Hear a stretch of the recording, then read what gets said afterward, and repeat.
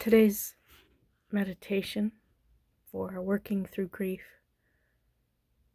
Healing After Loss by Martha W. Hickman, for March 2nd, is accompanied by a fascinating quote by Charles Williams. He wrote, "Many promising reconciliations have broken down because, while both parties came prepared to forgive, neither party came prepared to be forgiven."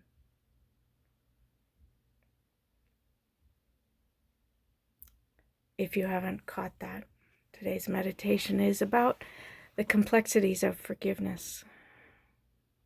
It really is about recognizing one's own need for forgiveness, one's own failures or misdirections or transgressions, or mistakes or misunderstandings, sins, even in religious language.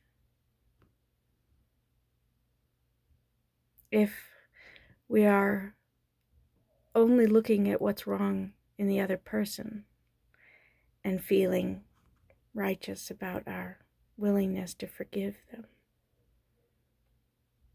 when we come to the table, but we have not done the work to recognize our own wrongs done and are willing to be forgiven, we won't get anywhere. Not with another person and not with God.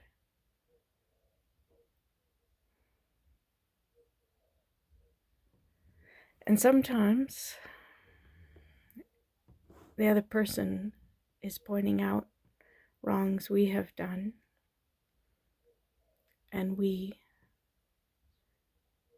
can't forgive ourselves, even if we can acknowledge that yes, we did those things. They might be already forgiving us, but we can't forgive ourselves.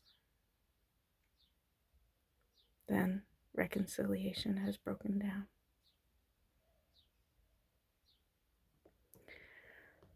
Well, Martha Hickman's meditation for us today is, I will try to let the weight of guilt and regret slip away. I am not perfect. I am loved. And love makes all kinds of allowances and keeps on loving.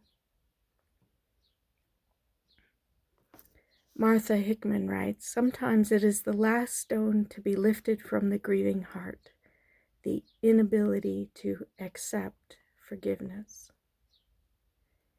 And we each have our own catalog of things for which we yearn for forgiveness. The harsh word quickly spoken, the service performed begrudgingly or not at all. Who is holding out for reprisal? Is the one who has died, scowling and shaking an accusing finger in some netherworld?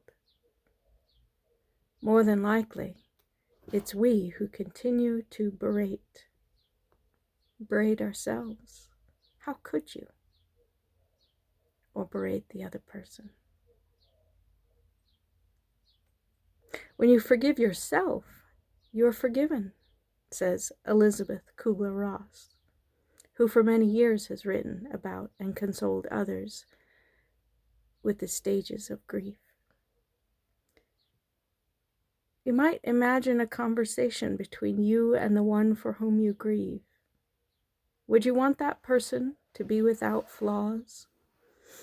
Such a person would bear little resemblance to the one you actually knew and loved. No more does that person want perfection of you. You wouldn't be recognizable either.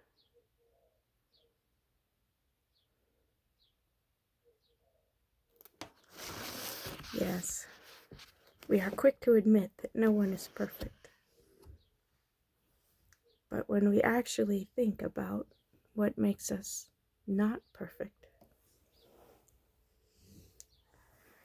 how quick are we to accept that and forgive that? Sometimes the wrong cuts deep, and forgiveness is a process. It takes time, just as life does. Every day we wake up to it, like today, March 2nd. We have a choice. Will we carry the stone of unforgiveness in our heart today, or not?